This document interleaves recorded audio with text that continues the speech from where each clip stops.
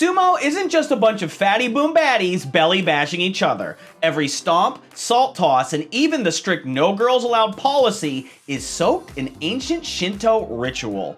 Before the chubby tummy slam, the sumo ring becomes a Shinto altar. Above the ring floats the tushinani, a giant wooden roof straight from a Shinto shrine. It's there to remind everyone that what's about to happen is not just a sport, it's holy tummy combat.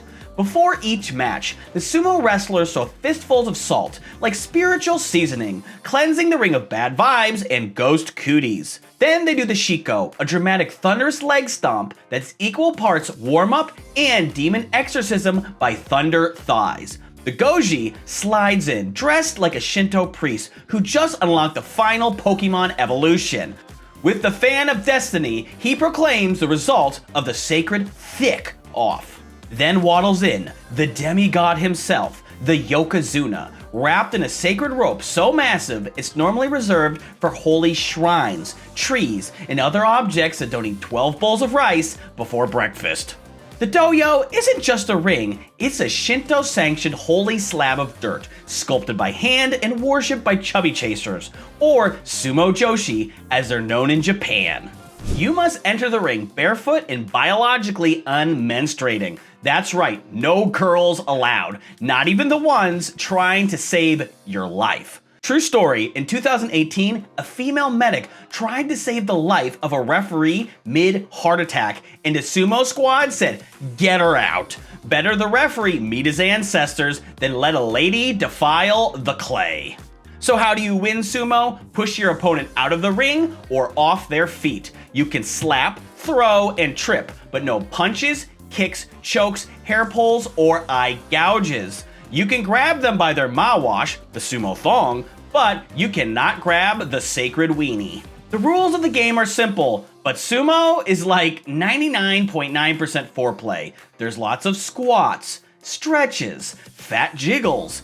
Oh my god, when is this gonna start? My TikTok fried ADHD brain cannot handle this. Let's go! Also, those flags are sponsors. We could never do advertising this tasteful in America. We would put Monster Energy logos on the wrestlers' butt cheeks. Seriously, come on, I'm unaliving for some action. Then boom! These two guys are done in a super intense 4 seconds. The rules of sumo aren't just in the ring, but the Rikishi's entire life. No, not that Rikishi, but the highlight of my childhood was watching Rikishi stink face his opponents, back when America was great. Sumo wrestlers, or Rikishis as they're known in Japan, live like monks. If monks had a 10,000 calorie protein packed stew for lunch and wrestled each other half naked in a sacred dirt pit. Rikishis live in sumo stables. The word stable is accurate because young Rikishis are treated like livestock. Young wrestlers have the most brutal unpaid internships. Wake up at sunrise, mop floors, cook giant vats of chak no nabe, super high calorie stew, run errands for more senior wrestlers, and clean their back rolls in the stable-wide bath. Yes, all the sumos bathe together. Young Rikishis have zero privacy and sleep together on mats, and basically every waking second of their life is devoted to training or serving one of their chubby masters. Also, on the rare occasion you get to leave your stable, you have to wear a kimono, wooden sandals, and a samurai-style top-knot hairdo. If a Rikishi leaves a house of messy hair, he would be shaming the stable master, the Sumo Association, and basically all of Japan. Think of sumo wrestlers like a pastor or a rabbi. If your youth pastor was out getting in drunken fights and swearing at old ladies, he would not have that job for very long. Rikishis must be polite, reserved, calm, and humble at all times. No yelling, fighting, laughing loudly, or acting like an idiot in public. Basically, no being an average American tourist. Rikishis have to represent the dignity of sumo and Japan, even when they're buying instant noodles at 7-Eleven. Wow, the sumo life sounds like it sucks, but the Japanese babes do love Rikishis. Just listen to Sumo Stew. The next person is Enho. Oh, look at that. Wow. Wow, he looks great. Oh, look at him in Hakuho. Just interacting. So cute. If you look at it, this angle looks like a K-pop star. He looks like the K-pop star G-Dragon, I think, Enho. looks so much more handsome than G-Dragon. And G-Dragon is one of the most beautiful K-pop stars out there. I'm gonna give him an 8.8. Ladies love a thick boy, but sumo wrestlers are forbidden from having a girlfriend until they battle their way into the top 2 paid divisions. That's right, it can take up to 5 years of hard labor to win the right to buy a girl ramen. Getting into the top 2 divisions is like heaven in comparison. You're allowed to live in your own apartment, you can have a girlfriend, and you get paid a salary between $80,000 and $235,000, plus sponsorship deals. Which, as an American who's used to NFL and NBA numbers, sounds really crappy for a professional athlete. This is because sumo is rooted in religion and tradition, not capitalism. Sumo is over 1,500 years old and is the oldest professional sport, starting in the 1600s, way before the NFL or NBA. Money and capitalism is so ingrained into American culture, it's really hard to understand that sumo sees itself as a sacred Shinto ritual to honor the gods, and not a business venture.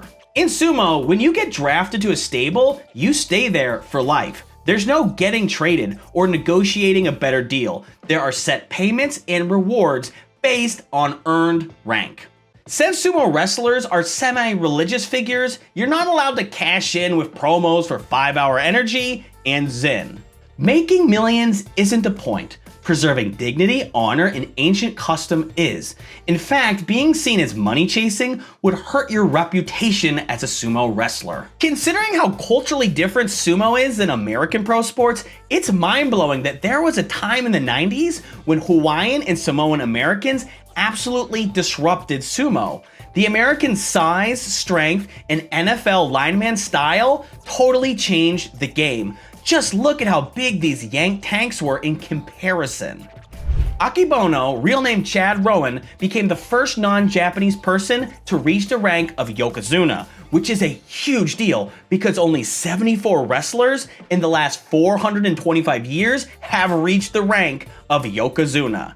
Being a Yokozuna doesn't just mean you're a champion, it means you are considered a living symbol of strength, a guardian of sumo spiritual purity, and a cultural ambassador of honor and discipline. You aren't just the GOAT, you embody the very soul of Japan. The Yokozuna isn't just a champion, he's seen as a walking shrine, a demi-god. The Yokozuna's pre-match ritual is a purification ceremony.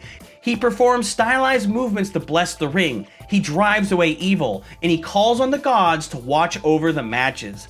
Basically, the Yokozuna is Michael Jordan, Tom Brady, a bald eagle, the national anthem, and the Pope, all rolled into one. A Yokozuna can never be demoted. If his skills decline, he's expected to retire voluntarily. If he keeps losing or disgracing his rank without retiring, it's seen as a scandal against the gods themselves. This makes the title of Yokozuna incredibly heavy. It's not just winning, it's living up to divine standards every day. So yeah, it's a lot of pressure being Yokozuna.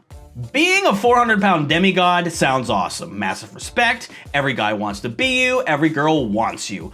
But you are held to incredibly high standards. If the Yokozuna gets drunk or yells at someone or gets into a fight, they're gonna be forced to retire. The Yokozuna is a living symbol of the Shinto religion and the country of Japan, so don't f it up. That's why the Chad was so special. Other Americans had gotten close to Yokozuna, but they struggled with Hinkatu, being a living example of honor, discipline, calm strength, and being able to speak Japanese. Basically, not acting like an average American. So when a 6'8", 500-pound guy named Chad became Yokozuna, it blew open the door for global competition in sumo. So much so that of the last 10 Yokozuna, only 3 have been Japanese. The 2000s ushered in the Mongolian invasion of sumo. Genghis Khan failed to conquer Japan, but his descendants have absolutely dominated sumo since 2003. Only one non-Mongolian has reached Yokozuna since 2003. Over 20 years of absolute Mongolian dominance. You're probably looking at this list of Yokozunas and wondering why a bunch of Americans and Mongolians have Japanese names. That's because, like American wrestling, you need a wrestling name. And you can't be The Undertaker, Cactus Jack, or Stone Cold. You need something classy, like Noble Flower, or Morning Blue Dragon, or my personal favorite Rikishi, Enho Yuya, whose name means abundant spirit of the flaming bird. Which is fitting because this guy breaks through all sumo stereotypes. He's only 5'7", 222 pounds. Compare that to the average sumo wrestler who's 6'1", 350 pounds. There are no weight classes in sumo, so Enho has to fight the 600-pound big boys, guys who are 3 times his size. Just watch Enho's speed, he's so fast, and he attacks with such a different style. Also, the fact he can lift dudes who weigh hundreds of pounds more than him is incredible. He's just so fun to watch, and I find him incredibly inspiring. If you enjoyed this, please like and subscribe.